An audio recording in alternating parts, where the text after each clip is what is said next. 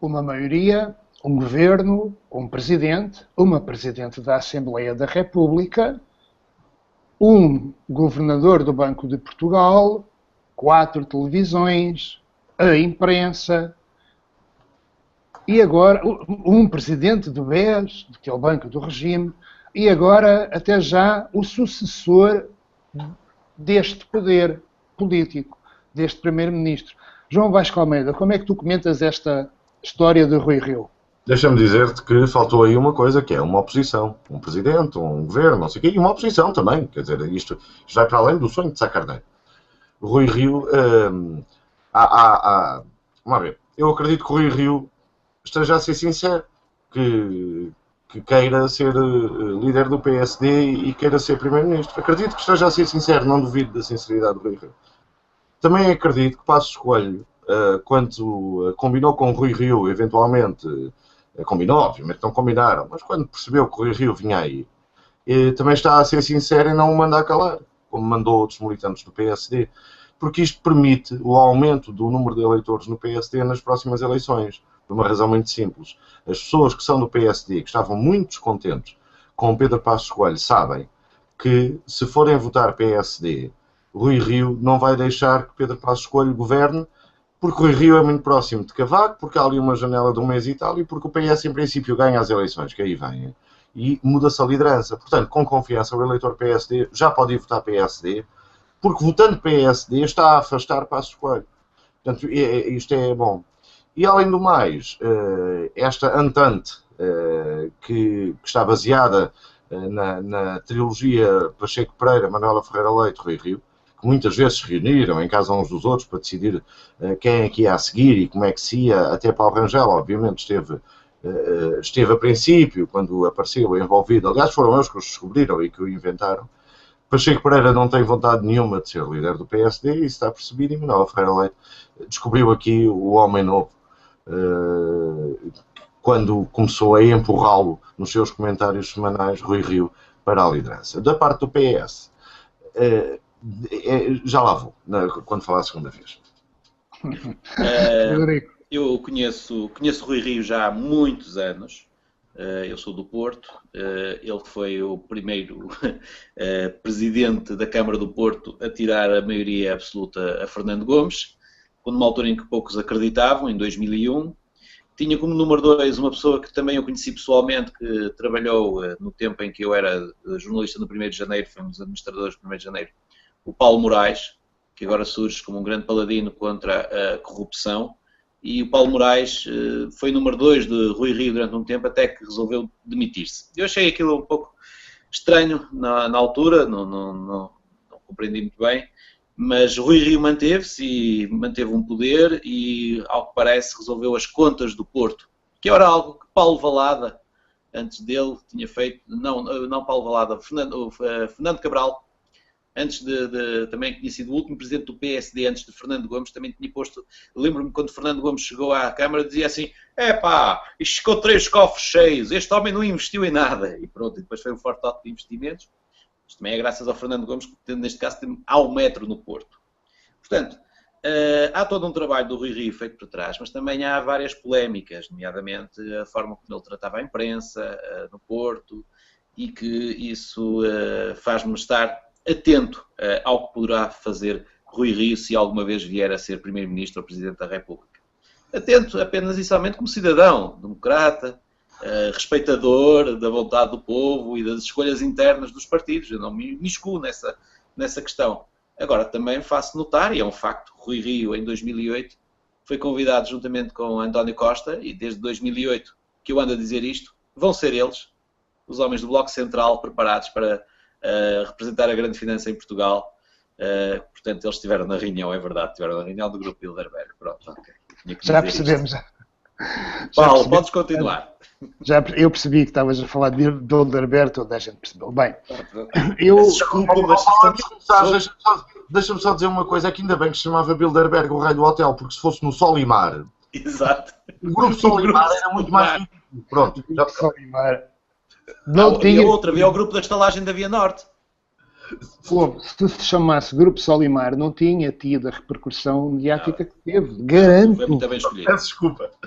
Mas a propósito de exatamente, portanto, do Grupo Bilderberg e da boa imprensa, a boa imprensa às vezes é determinante. Mas é muito interessante porque nós podemos perceber como é que as coisas, e agora cada vez mais, porque antigamente a imprensa ainda havia uma pluralidade que baralhava um bocado as coisas, não é? Porque havia apostas cruzadas. Hoje, como a imprensa é unânime, deixou de ser plural, portanto é fácil em perceber as coisas. E, portanto, Rui Rio, que não teve uma boa imprensa no Porto, está agora a ter uma boa imprensa a partir de Lisboa, portanto as arestas estão a ser limadas, portanto é provável que por aí a coisa vá lá. Onde está a ser mais difícil trabalhar é de facto no PS, portanto, porque eu não estou a ver, quer dizer, não há uma boa imprensa a ser construída em torno de António Costa, portanto, aliás, se António Costa gozou de alguma relação normal, eu diria, com a imprensa, essa própria relação está a ser colocada em causa. Cada vez mais, António Costa é um nome a ser queimado, portanto, por esta imprensa unanimista que agora temos no país. Portanto, eu acho que aquilo que se está a preparar exclui, portanto, não é inclusivo em relação... Portanto, não estamos aqui a ver em preparação um bloco central. Não é isso que estamos aqui a ver. O que estamos aqui a ver é os mecanismos para dar continuidade a um projeto que já foi chamado de Projeto Sá Carneiro, mas que é muito mais ambicioso do que parecia, não é? Porque é um projeto de terraformação de Portugal, e é isso que eu acho que estamos aqui a ver. E esse projeto exclui completamente o Partido Socialista e qualquer outro partido, arreda-os completamente dos centros de decisão. Foi por isso que eu comecei isto a dizer. Quer dizer, vocês olham, quer dizer, nesta altura não há nenhum centro de decisão, enfim, que tenha poder, que tenha interesse, que não esteja naquilo que antigamente nós dizíamos que era, portanto, o PSD, não é? Aquela coisa laranja. Portanto, que não esteja desse lado, que não esteja debaixo desse papel. Deixa-me então falar do PS, porque me preocupa bastante. António Costa está a fazer uma campanha interna que tem de ser obrigatoriamente externa, como nós já aqui dissemos, aliás. E eu acho que está a ser mal gerida toda a comunicação de António Costa, do princípio ao fim. Não está em causa o homem, não está em causa o candidato, o projeto, o que ele quer e o que não quer. Está em causa, por simplesmente, como tu disseste, ter boa imprensa. E António Costa, neste momento, tem má imprensa. E vai ter cada vez pior imprensa se a estratégia de comunicação se mantiver como está. Não se pode aparecer num jantar com a Joana Vasconcelos, o Virgílio Castelo, o Luís Montes e o Nicolau Breiner tão cedo. Isto tem de ser feito mais tarde. Porquê? Porque os eleitores do PS, que não são de centro-esquerda, que são da esquerda soarista, ou do Alfredo Barroso, ou do Ferro Rodrigues, não gostam disto. Não gostam. E quando chegar à altura do voto, podem muito bem votar em branco. Nas famosas primárias que aí vêm. António José Seguro, em roda livre, continua a ter muito aparelho. E António Costa está a fazer uma campanha errada porque está a fazer a campanha para Lisboa. Não está a fazer a campanha para o país. E quando as pessoas em Moncorvo ou no Sabugal vêem, isto para falar da Guarda, do Fundão, não é? Em Castelo Branco, vêem António Costa com 600 pessoas da cultura na fila, todos muito importantes e já aprumadinhos.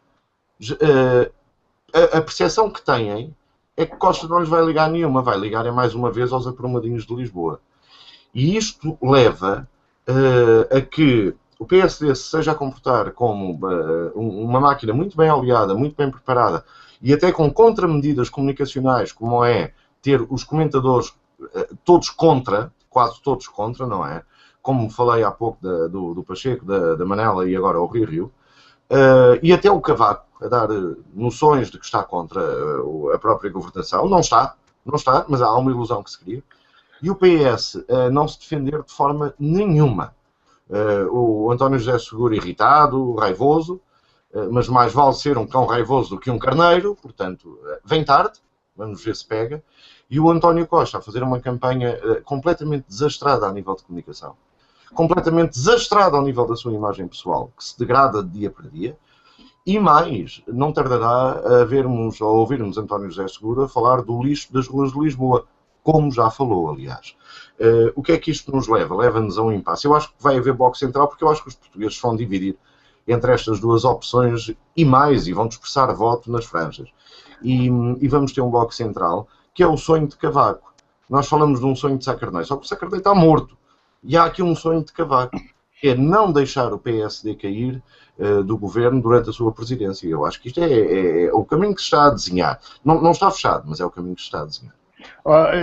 Desculpa só, Frederico, antes de tu lá ires, de só dizer ao João, que matematicamente, nesta altura, eles, portanto, a coligação no poder tem a maioria, pelo rumo que as coisas estão a tomar, essa maioria é, portanto, relegitimada nas próximas legislativas.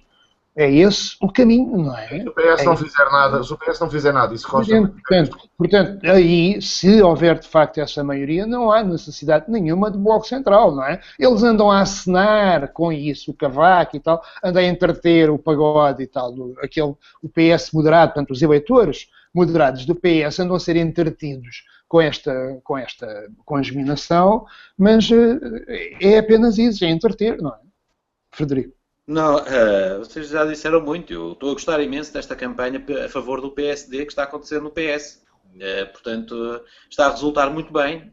Melhor não seria possível e vai até 28 de setembro. Portanto, estamos hoje no dia, estamos alguns em julho, agosto, início de setembro e vai até setembro. E depois fala-se que haverá eleições antecipadas, sabe-se lá, para aí, abril, para aí, falta dessa altura. Portanto, sim, neste momento o PSD está a ganhar em todas as frentes. Tem um candidato, Rui Rio, tem um possível, de repente, nunca se olha, até estou aí quase a imaginar que à semelhança do Durão Barroso ainda vai o Pedro Passos Coelho para o Comissário Europeu com o apoio do PS. Ou então vai alguém do grande nome do PS para o Comissário Europeu. É mais isso, não é? Como é da troca. Deve ali um jogo qualquer no trade-off. Tem de haver. É isso, também lá. É o brinde. Paulo, desculpa, não se pode excluir essa equação, como nós já falámos em privado. Que António José Seguro, perdendo as primárias, seja a opção para Comissário Europeu, caso a Europa consiga andar todo o verão a empatar a escolha de comissários. Como prémio pelo que fez. E depois quem vai pagar as favas é António Costa. E eu, sinceramente, não sei se o PS sabe mais do que isto. Mas não me parece que saiba na gestão que está a fazer. Não, é preciso ver que, ainda assim, o PS aceita jogar o jogo da grande finança ao aceitar os convites do líder número 1 do PSD para os grandes encontros internacionais pouco democráticos, já conhecidos, já aqui mencionados antes. Não é preciso estar a repetir os nomes do hotel. É o Altis também, costuma haver muitas reuniões no hotel Altis, por exemplo. Não, mas esse, meu querido amigo, quem me dera que houvesse um... Não, as reuniões do hotel Altis não são nada comparadas com as outras reuniões. Houve uma, por exemplo, em Copenhague e tudo assim. E eles sabem lá se eles estão a ser manipulados até que ponto. Eu acho que só o PS só se tem prejudicado com esta aproximação que tenta fazer ao Bloco Central dos anos 80. Já há várias soluções à esquerda e que o próprio PS poderia também trabalhar. O António Costa faz um piscar de olho, mas depois não é na fila. Aquilo foi pior do que isso ao João Vasco. Aquilo foi no Mercado da Ribeira. Exatamente. É um núcleozinho ainda mais pequenino, digamos, no bairrozinho de Lisboa. É o time out. Aquilo é time out Lisboa. Portanto, aquilo é uma campanha para uma junta de freguesia, que é o que ele anda a fazer. Não é tão bom. Vou dar a minha nota final, que temos que fechar, já ultrapassámos 3 ou 4 minutos.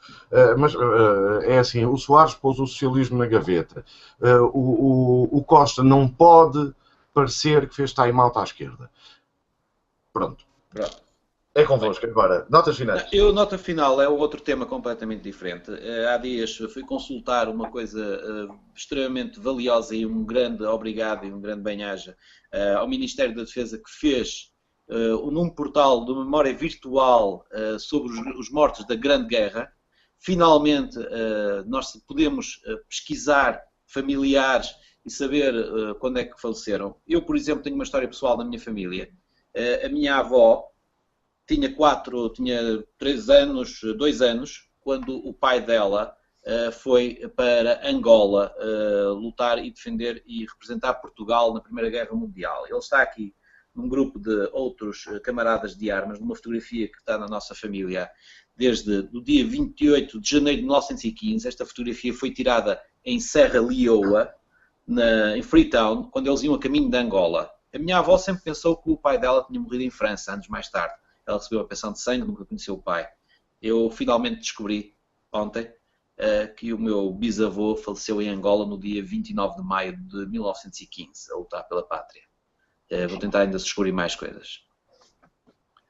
Bem, eu tenho uma nota final, eu estou espantado. É uma das notícias mais partilhadas no Facebook nos últimos dias. Dá-nos conta que houve um elefante que foi maltratado durante 50 anos e que agora foi libertado e que chorou.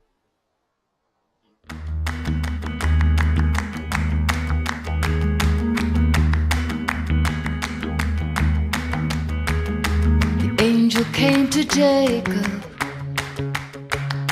The room began to glow. Jacob asked the angel, are you friend or are you foe?